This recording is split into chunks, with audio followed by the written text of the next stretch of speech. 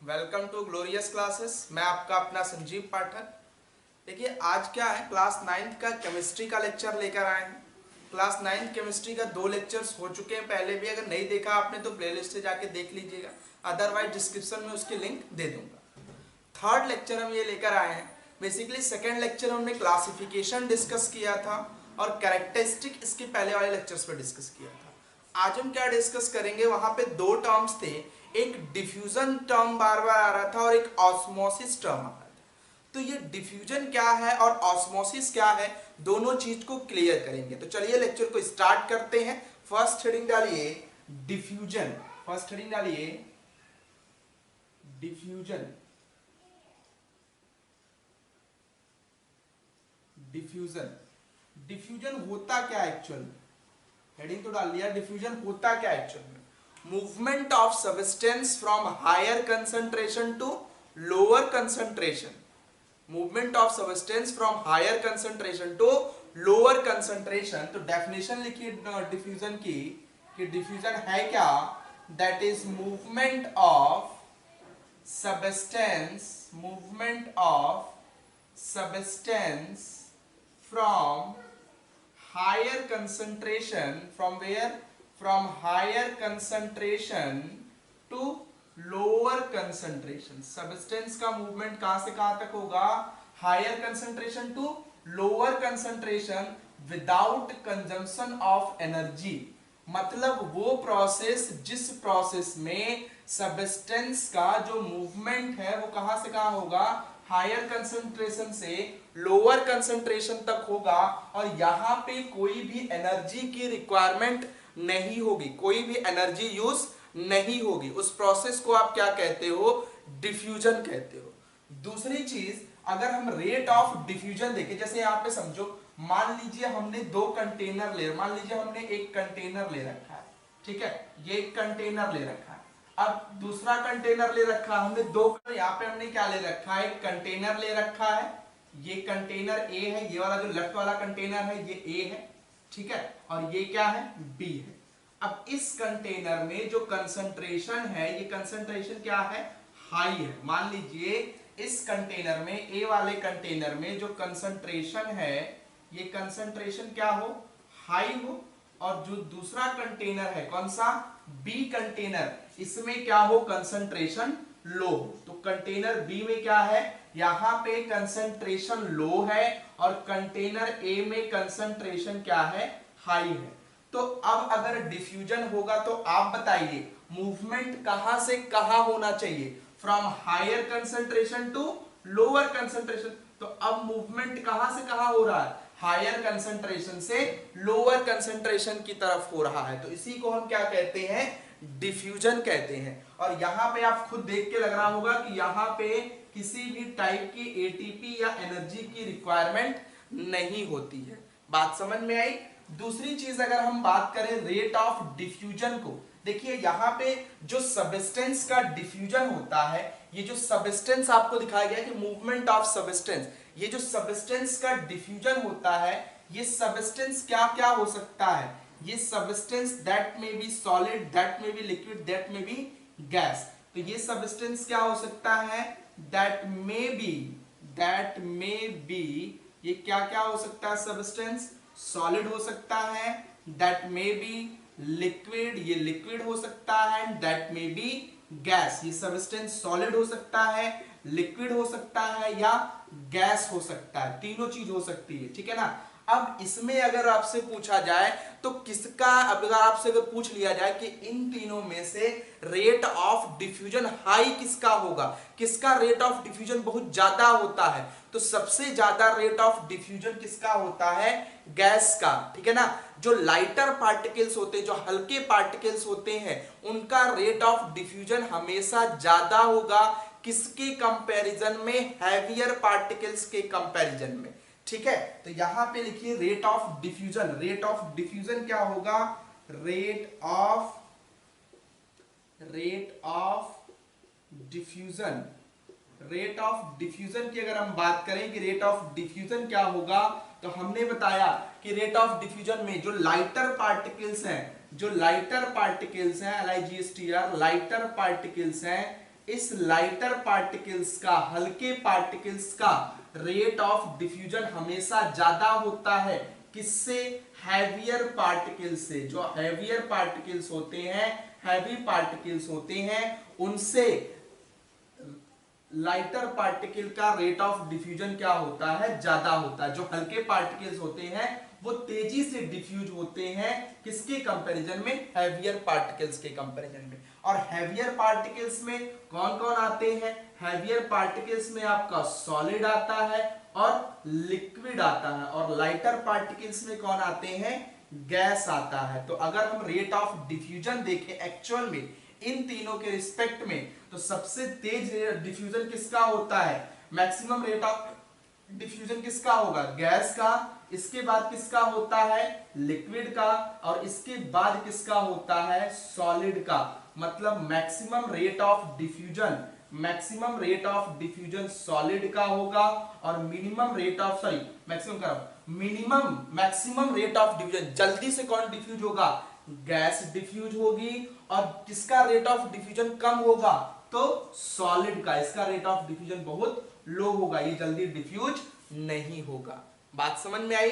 दूसरी चीज यहां पे अगर देखी जाए तो यहां पे एनर्जी का कोई यूज नहीं हो रहा है। तो जब एनर्जी यूज नहीं होती है तो ये कैसी प्रोसेस है? स्लो प्रोसेस होती है। तो लिख लीजिएगा, it is a very slow process. इसके साथ साथ ये कौन सी प्रोसेस है? It is a physical process. ये कैसी प्रोसेस होती है? फिजिकल प्रोसेस होती है। बात समझ में आ गई? ये एक स्लो प्रोसेस है, फिजिकल प्रोसेस है। कोई दिक्कत यहां तक? इसको नोट डाउन कर लीजिए, स्क्रीनशॉट ले लीजिए, फिर हम ऑस्मोसिस डिफाइन कर। चलिए, डिफ्यूजन नोट डाउन कर लिया आपने। नेक्स्ट स्टार्ट करते हैं ऑस्मोसिस। ये भी डिफ्यूजन से के ही जैसा है, केवल डिफरेंस इतना होता है कि वहां पे कोई प्लाज्मा मेम्ब्रेन का इन्वॉल्वमेंट नहीं था, लेकिन यहां पर प्लाज्मा मेम्ब्रेन इन्वॉल्व होती है। ठीक है, तो नेक्स्ट हेडिंग डालिए फटाफट आप लोग, ऑस्मोसिस। नेक्स्ट हेडिंग डालिए ऑस्मोसिस। ऑस्मोसिस क्या होता है? देखिए, ऑस्मोसिस के लिए अगर डेफिनेशन लिखें तो क्या लिख सकते हो आप? Definition, movement of substance, movement of substance, substance का मूवमेंट होगा कहां से कहां? From higher concentration to lower concentration. Movement कहां से कहां होता है? यहां पे भी movement of substance is occur from higher concentration to lower concentration. Substance का मूवमेंट कहां से कहां होगा? हायर कंसंट्रेशन से लेकर लोअर कंसंट्रेशन तक होता है, लेकिन किसके हेल्प से? With the help of semi permeable membrane. और ये सेमी परमिएबल मेम्ब्रेन ही क्या है? That is plasma membrane. क्या है? Plasma membrane. इसी को आप क्या कहते हो? प्लाज्मा मेम्ब्रेन ही क्या होती है? सेमी परमिएबल मेम्ब्रेन होती है। तो अगर सबस्टेंस का मूवमेंट हायर कंसंट्रेशन से लोअर कंसंट्रेशन होगा तो जरूर, लेकिन किसके क्रॉस होगा? Across the plasma membrane. तो उसे आप क्या कहोगे? ऑस्मोसिस। तो इसके अकॉर्डिंग अगर आप देखो तो डेफिनेशन क्या लिख सकते हो? अभी आपने डेफिनेशन लिखा, सबस्टेंस डिस्कस कर रहे थे, तो इसके अकॉर्डिंग अगर डेफिनेशन लिखे तो यहां पे किसका मूवमेंट होगा था? सबस्टेंस का मूवमेंट होगा। कहां से कहां होगा? From higher concentration to lower concentration. किसके क्रॉस होगा? Across the plasma membrane. बात समझ में? डायग्रामेटिक देखो, यहां पे सपोज हमने एक कंटेनर ले रखा है, that is a container A. हमने ये कंटेनर ले रखा है, that is a container A. हमने ये कंटेनर ले रखा है, दैट इज कंटेनर ए। ये कंटेनर ए। हमने एक दूसरा कंटेनर ले रखा है, दैट इज कंटेनर बी। हमने दो कंटेनर ले रखा है, एक कंटेनर ए ले रखा है और एक कंटेनर बी ले रखा है। दो कंटेनर ले रखा है। दोनों कंटेनर्स को हम किसके हेल्प से, या दो कंटेनर नहीं लेते, यहाँ पे एक ही कंटेनर लेते हैं। ठीक है, इन दोनों को सिंगल कर देते। हमें क्या लगा? एक्टिव बताना नहीं। यहाँ पे एक ही कंटेनर लो। यहाँ पे मान लीजिए एक कंटेनर लिया गया है, ठीक है, ये एक कंटेनर लिया गया है। अब इस कंटेनर में बीच में, इस कंटेनर के बीच में मिडिल में आप क्या लगा रहे हो? एक प्लाज्मा मेम्ब्रेन लगा रहे हो। क्या लगा रहे हो? प्लाज्मा मेम्ब्रेन, जिसे हम क्या कह रहे हैं, सेमी परमिएबल मेम्ब्रेन। ये जो ब्लू कलर से लगाई जा रही है ये क्या है, that is semi permeable membrane, या इसी को आप क्या कहोगे, प्लाज्मा मेम्ब्रेन। अब इस सेमी परमिएबल मेम्ब्रेन जो आपने यूज की है, इस सेमी परमिएबल मेम्ब्रेन के लेफ्ट साइड में, किस साइड में, लेफ्ट साइड में जो कंसंट्रेशन है वो कंसंट्रेशन क्या है, हाई है। यहां पर इस साइड अगर देखो तो यहां पर जो सब्सटेंस है उस सब्सटेंस का कंसंट्रेशन क्या है, हाई है। ये सॉलिड हो सकता है, लिक्विड हो सकता है, गैस हो सकता है, कुछ भी हो सकता है। तो यहाँ पे कंसंट्रेशन क्या है, हाई है। यहाँ पे इसका कंसंट्रेशन हाई है। लेकिन राइट साइड में अगर इधर देखें तो यहाँ पे कंसंट्रेशन क्या है, लो है। यहाँ पे कंसंट्रेशन क्या है, लो। इस साइड क्या है concentration, here the concentration is low. यहाँ पे कंसंट्रेशन क्या है, लो। तो इस साइड कंसंट्रेशन हाई है, इस साइड कंसंट्रेशन क्या है, लो है। तो जिस साइड कंसंट्रेशन हाई है, इस साइड कंसंट्रेशन हाई है, इस साइड कंसंट्रेशन लो, तो मूवमेंट कहां से कहां होगा, from higher concentration to lower concentration होगा। मूवमेंट कहां से कहां होगा, from higher concentration to lower. मतलब इस साइड से सब्सटेंस इस साइड क्या हो रहा होगा, मूव हो रहा होगा।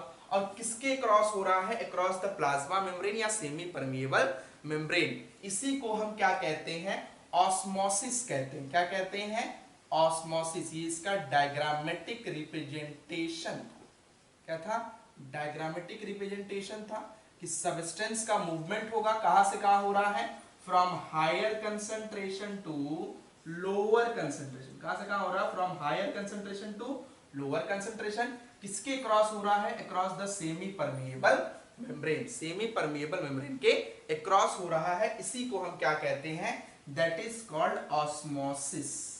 इसी को हम क्या कहते हैं, ऑस्मोसिस। बात समझ में आई। तो इसके अकॉर्डिंग अगर डेफिनेशन इसके अकॉर्डिंग लिखा जाए, ये भी डेफिनेशन सही है। अगर एक और डेफिनेशन लिखें तो क्या लिख सकते हो आप, डेफिनेशन क्या लिखोगे, movement of substance from higher concentration to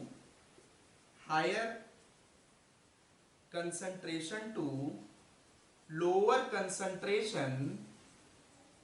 concentration across the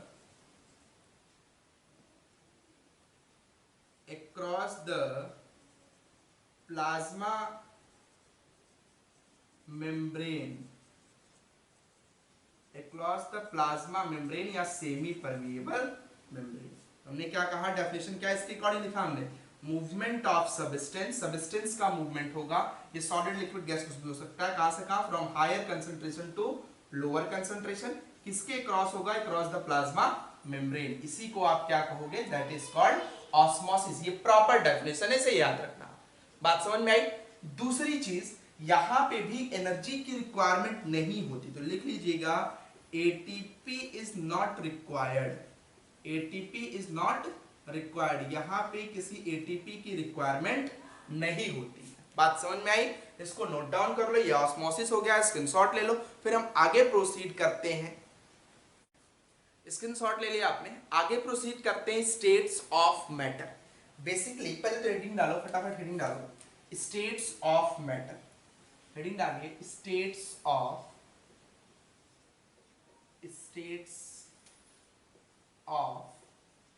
matter. Matter के कितने स्टेट्स होते हैं, हेडिंग क्या है, स्टेट्स ऑफ मैटर।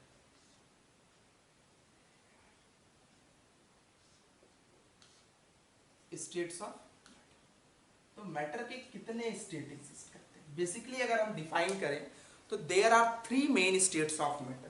कितने स्टेट्स होते हैं, there are 3 main states of matter.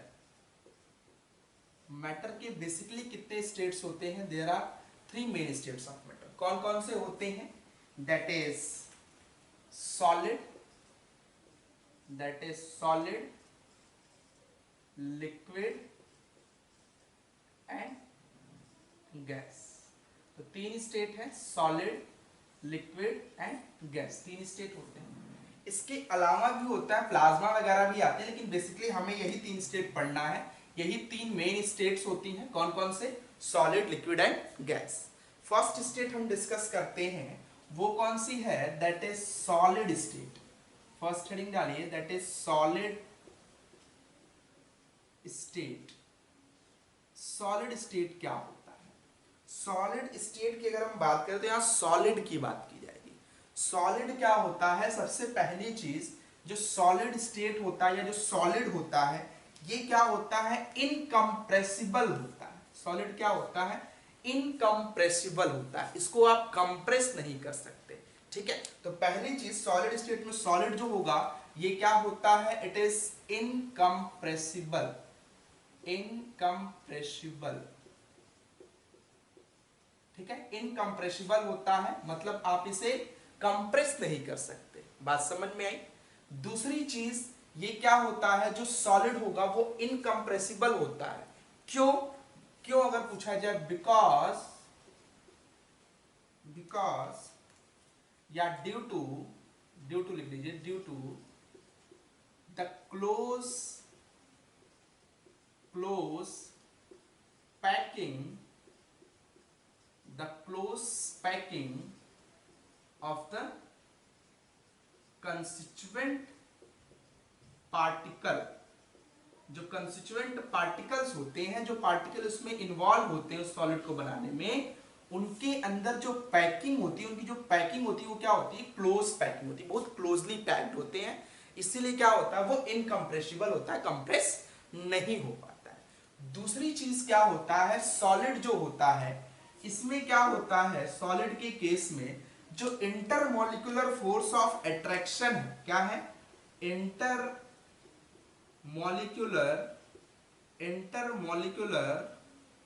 Force of attraction, क्या है? इंटरमोलिकुलर फोर्स ऑफ अट्रैक्शन, ये क्या होता है? बहुत हाई होता है। इसके साथ साथ, इंटरमोलिकुलर फोर्स ऑफ अट्रैक्शन के साथ साथ इंटरमोलिकुलर स्पेस, क्या? इंटरमोलिकुलर स्पेस भी क्या होता है? बहुत कम होता है। तो इंटरमोलिकुलर स्पेस जो है, ये इंटरमोलिकुलर स्पेस क्या होता है? बहुत कम होता है। और इंटरमोलिकुलर फोर्स ऑफ अट्रैक्शन क्या होता है? ज्यादा होता है। ठीक है, इसीलिए कहते हैं कि यहाँ पे पैकिंग कैसी है? Close packing. इसलिए कहा जाता है कि यहाँ पे पैकिंग कैसी हो रही है? क्लोज पैकिंग होती है, जिससे ये इनकंप्रेसिबल हो जाता है। ठीक, जैसे मान लो हमने एक सॉलिड ले रखा है, फॉर एग्जाम्पल, आप चाहो तो लिख लो, फॉर एग्जाम्पल अगर चाहो तो लिख लो, यहाँ पे अभी एक रैंडम एग्जाम्पल लिखा रहा हूं, आइस, ठीक है, सॉल्ट, ठीक है, शुगर, ठीक है, ये सब होता है। ठीक, इसमें अगर देखें, मान लो एक हमने डायग्राम बनाया, मान लीजिए ये हमने एक सॉलिड ले रखा है, ठीक है, ये एक सॉलिड ले रखा है आपने,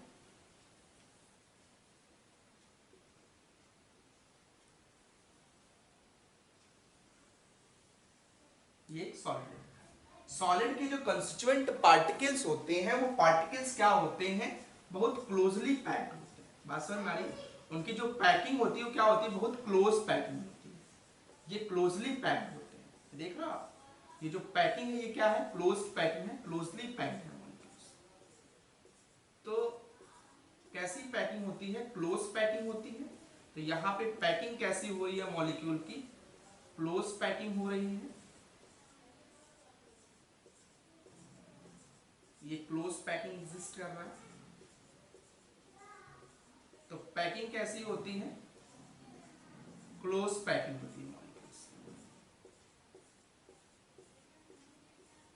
ये मॉलिक्यूल्स की क्लोज पैकिंग है। इसी पैकिंग को हम क्या कहते हैं? That is called close packing. क्या कहते हैं? क्लोज पैकिंग कहते हैं। अब आप देखो, यहां पे देखो ध्यान से, मान लो ये जो स्ट्रक्चर है या जो क्रिस्टल है, ये क्या है? सॉलिड एक क्रिस्टल होता है, ठीक है। ये जो क्रिस्टल है, ये क्रिस्टल किसका है? NaCl का है। मान लिया ये क्रिस्टल किसका है? NaCl, sodium chloride. तो NaCl का होगा, तो इसके बीच बीच में, ठीक है, ये जो मॉलिक्यूल्स है, यहाँ पे अगर Na है तो यहाँ पे Cl होगा, यहाँ पे Cl होगा, यहाँ पे Na होगा। तो इस तरह डिस्ट्रीब्यूट होगा अल्टरनेट मैनर, ठीक। NaCl NaCl NaCl ऐसे डिस्ट्रीब्यूट होगा। अब ध्यान से अगर जानते होंगे आप देखोगे तो Na जो होता है सोडियम, ये क्या होता है, पॉजिटिव चार्ज होता है, एक इलेक्ट्रॉन को डोनेट करता है, पॉजिटिव चार्ज हो जाता है। और जो क्लोरीन होता है यही एक इलेक्ट्रॉन को गेन करता है, नेगेटिव चार्ज हो जाता है। अब इसके पास पॉजिटिव चार्ज है, इसके पास नेगेटिव चार्ज, तो इनके बीच एक फोर्स लगने लगता है। क्या लगने लगता है, फोर्स लगता है। और ये दोनों के बीच जो फोर्स लगता है इसे क्या कहते हैं, इंटरमॉलिक्यूलर फोर्स ऑफ अट्रैक्शन कहते हैं। तो आप देख रहे हो ये कितने पास पास है, बहुत पास पास है। तो इनके बीच पास पास है, इसका मतलब क्या कि जो inter molecular force of attraction है, ये इंटरमॉलिक्यूलर फोर्स ऑफ अट्रैक्शन क्या है, बहुत ज्यादा। इसके केस में, सॉलिड के केस में जो इंटरमॉलिक्यूलर फोर्स ऑफ अट्रैक्शन है, ये इंटरमॉलिक्यूलर फोर्स ऑफ अट्रैक्शन क्या है, बहुत ज्यादा है। और जब बहुत ज्यादा इंटरमॉलिक्यूलर फोर्स ऑफ अट्रैक्शन होगा, ज्यादा अट्रैक्ट होंगे, तो पैकिंग कैसी होगी, क्लोज पैकिंग होगी। और जब क्लोज पैकिंग होगी तो इसके अंदर, इसके बीच बीच में जो intermolecular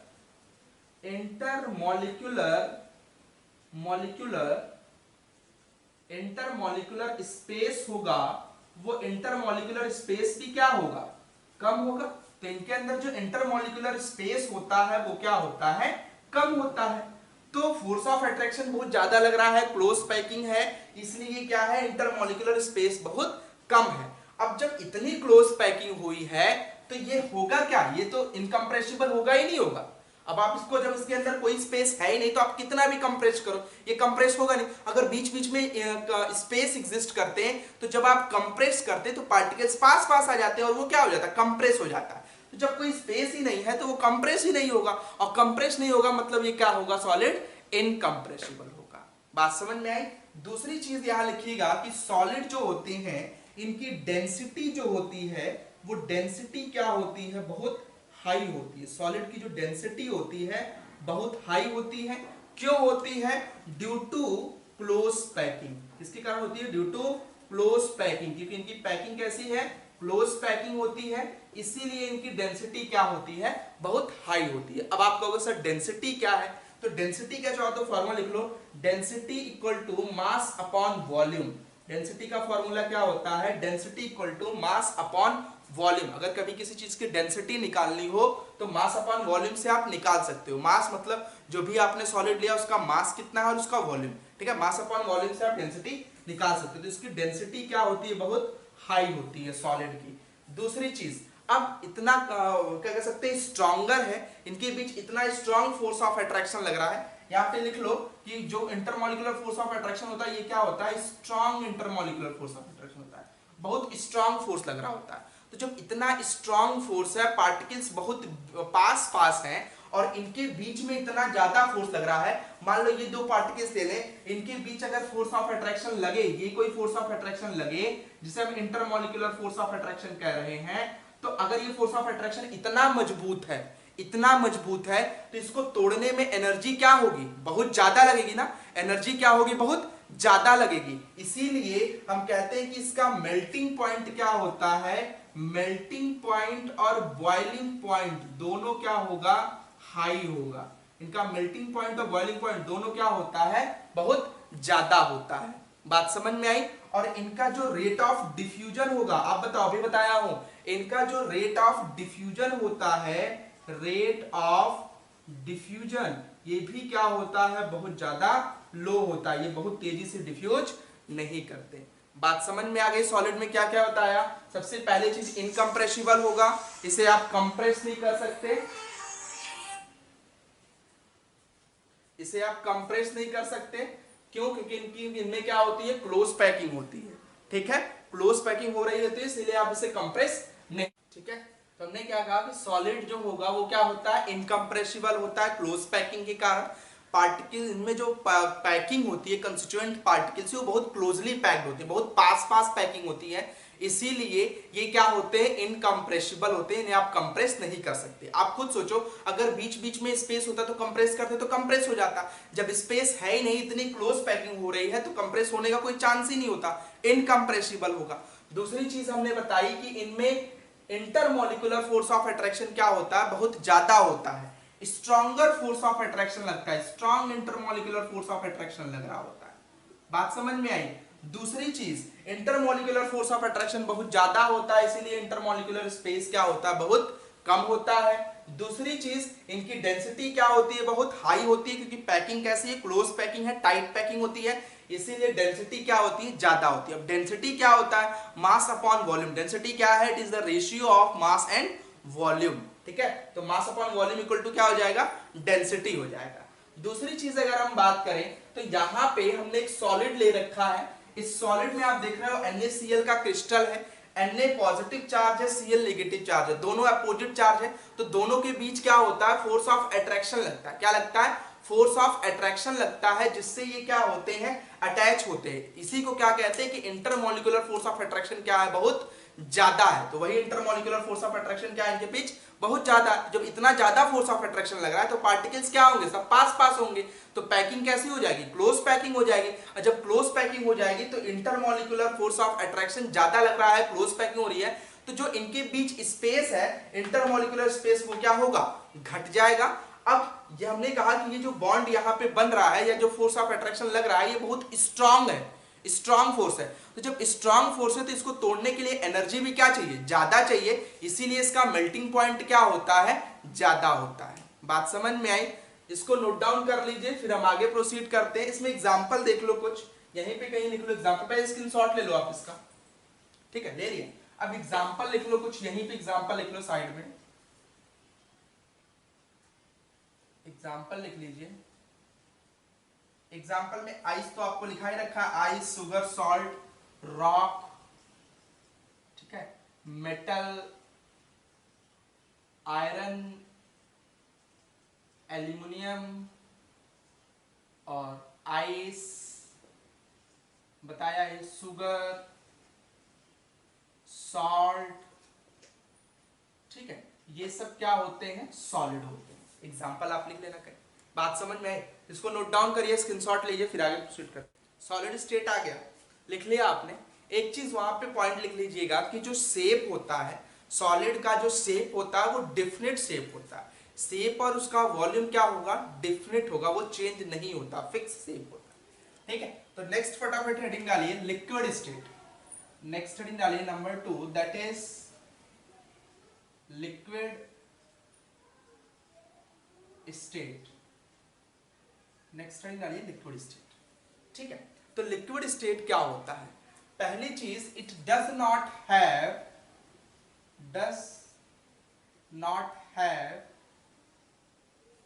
definite shape and volume, does not have definite shape and volume। इसका जो शेप है और वॉल्यूम है वो डिफिनेट नहीं होता, वो चेंज होता रहता है, वेरिएबल रहता है। ठीक है, लेकिन सॉलिड के केस में, अभी बताया, सॉलिड के केस में ये फिक्स होगा। ठीक है, दूसरी चीज, सॉलिड बताया था कि सॉलिड इनकंप्रेसिबल, उसे कंप्रेस नहीं कर सकते, लेकिन यहां ये क्या होते हैं, जो लिक्विड स्टेट होते हैं, ये क्या होते हैं, slightly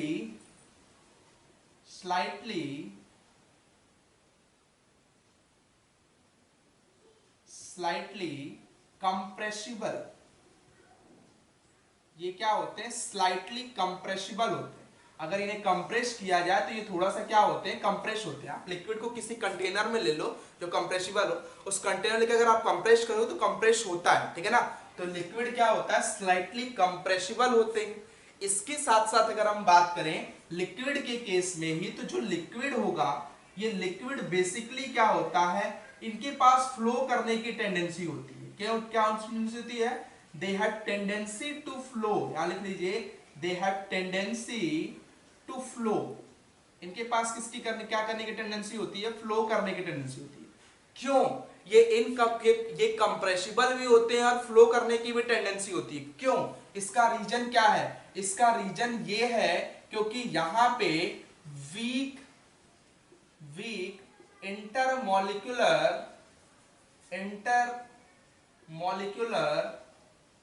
force of attraction work करता है। क्या वर्क करता है, वीक बहुत वीक होता है। Intermolecular force of attraction, solid के केस में क्या था, सॉलिड के केस में बताया था स्ट्रॉन्ग फोर्स ऑफ अट्रैक्शन, यहां पे क्या होता है weak intermolecular force of attraction होता है, बहुत स्ट्रॉन्गर फोर्स ऑफ अट्रैक्शन नहीं होता। तो जब वीक होते हैं, तो अगर वीक फोर्स ऑफ अट्रैक्शन है तो यहां पे जो स्पेस है मॉलिक्यूल्स के बीच, जो स्पेस है वो क्या होगा, ज्यादा होगा। तो यहां पे लिख लीजिएगा कि so intermolecular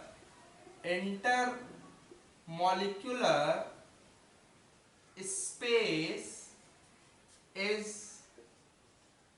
greater than solid, solid के कंपैरिजन में जो इंटरमॉलिक्यूलर स्पेस है सॉलिड के कंपैरिजन में क्या होता है, ज्यादा होता है। बात समझ में, सॉलिड के कंपैरिजन में लिक्विड में इंटरमॉलिक्यूलर स्पेस क्या होगा, ज्यादा होगा। बात समझ में आई। दूसरी चीज, यहां पे जब इंटरमॉलिक्यूलर स्पेस ज्यादा है तो ये क्या होंगे, कंप्रेसिबल होंगे, तो कंप्रेस तो हो ही रहे। इंटरमॉलिक्यूलर फोर्स ऑफ अट्रैक्शन क्या है, कम है। तो जब फोर्स ऑफ अट्रैक्शन कम लग रहा है तो पैकिंग कैसी होगी, लूज पैकिंग होती है। तो यहां पे क्या होगा, लूज पैकिंग होती है। कैसी पैकिंग होती है, लूजली पैकिंग होती है या लूज पैकिंग हो रही होती है। किसकी, loose packing of constituent particles, जो उसको बनाने में पार्टिकल्स लगे हैं उन पार्टिकल्स की जो पैकिंग होती है लूज पैकिंग होती है। क्यों, क्योंकि इनके बीच फोर्स ऑफ अट्रैक्शन बहुत कम होता है। कंस्टिट्यूएंट पार्टिकल की जो पैकिंग होती है, कैसी पैकिंग होती है, लूज पैकिंग। तो जब लूज पैकिंग हो रही है तो आप खुद बताओ, जब टाइट पैकिंग हो रही तो डेंसिटी हाई थी, लूज पैकिंग हो रही तो डेंसिटी क्या होती है, लो होती है। तो यहां पे लिख लीजिएगा कि लो डेंसिटी, डेंसिटी क्या होती है, लो होती है। अब अभी मैंने बताया इसकी फ्लो करने की टेंडेंसी क्या होती है, इनके पास किसकी टेंडेंसी होती है, फ्लो करने की टेंडेंसी होती है। इसीलिए इनका रेट ऑफ डिफ्यूजन जो होता है, ये रेट ऑफ डिफ्यूजन क्या होता है, ज्यादा होता है। इनका रेट ऑफ डिफ्यूजन क्या होता है, ज्यादा होता है, ग्रेटर होता है। किसके कंपैरिजन में, देन सॉलिड, सॉलिड के कंपैरिजन में रेट ऑफ डिफ्यूजन इनका क्या होगा, हाई होगा। दूसरी चीज, ये जो पार्टिकल्स है, इन पार्टिकल्स को हम क्या कहते हैं, कंस्टिट्यूएंट पार्टिकल कहते हैं। क्या कहते हैं, कंस्टिट्यूएंट पार्टिकल। इनके बीच जो फोर्स लग रहा है इसे क्या कहेंगे, वीक फोर्स ऑफ अट्रैक्शन। क्या कहते हैं, that is called weak force of attraction. इनके बीच जो फोर्स ऑफ अट्रैक्शन लगता है वो कैसा होता है, वीक फोर्स होता है। ठीक है। इसके साथ साथ जो इंटरमॉलिक्यूलर स्पेस है, जो इंटरमॉलिक्यूलर स्पेस है ये क्या होता है, ज्यादा होता है। इंटरमॉलिक्यूलर स्पेस क्या होता है, ज्यादा होता है। इसीलिए इनकी पैकिंग कैसी होती है, लूज पैकिंग होती है। कैसी पैकिंग होती है, लूज पैकिंग होती है, लूज पैकिंग होगी। बात समझ में, पैकिंग कैसी होती है, लूज पैकिंग। कोई डाउट यहां तक, तो ये आपका क्या हो गया, लिक्विड के बारे में हो गया। ठीक है ना, रेट ऑफ डिफ्यूजन बता दिया, डेंसिटी भी बता दिया, फ्लो करने की टेंडेंसी, ये सारी चीजें इसमें हो गई। एग्जाम्पल क्या क्या लिखोगे आप, एग्जाम्पल चाहो तो लिख लो यहाँ पे सबसे अच्छा एग्जाम्पल क्या हो जाएगा आपका, वाटर हो जाएगा। क्या हो जाएगा, वाटर, अल्कोहल, ठीक है, मिल्क, जूस, अल्कोहल तो लिख ही दिया, ठीक है, पेट्रोल, डीजल, ऑयल, ये सब क्या होते हैं, लिक्विड स्टेट। एक चीज और यहां पे याद रखिएगा कि इनका जो मेल्टिंग पॉइंट और बॉइलिंग पॉइंट, यहां पे लिख रहा हूं कि इनका जो मेल्टिंग पॉइंट होता है, मेल्टिंग पॉइंट, और जो बॉइलिंग पॉइंट होता है ये क्या होता है, लो होता है। जानते हो क्यों लो होता है, क्योंकि फोर्स ऑफ अट्रैक्शन बहुत कम लग रहा है। फोर्स ऑफ अट्रैक्शन क्या होगा, कम लग रहा है, तो इसीलिए ये इजीली क्या होते हैं, थोड़ा सा टेम्परेचर देने पे ही मेल्ट या बॉयल कर जाते हैं। बात समझ में आई। तो ये आपका हो गया सॉलिड स्टेट, लिक्विड स्टेट हमने खत्म कर लिया। थर्ड लेक्चर, नेक्स्ट लेक्चर जो हमारा होगा वो किस पे बेस्ड होगा, गैसियस स्टेट पे। जिसको नोट डाउन कर लीजिए, स्क्रीनशॉट ले लीजिए, फिर नेक्स्ट लेक्चर में मिलते हैं।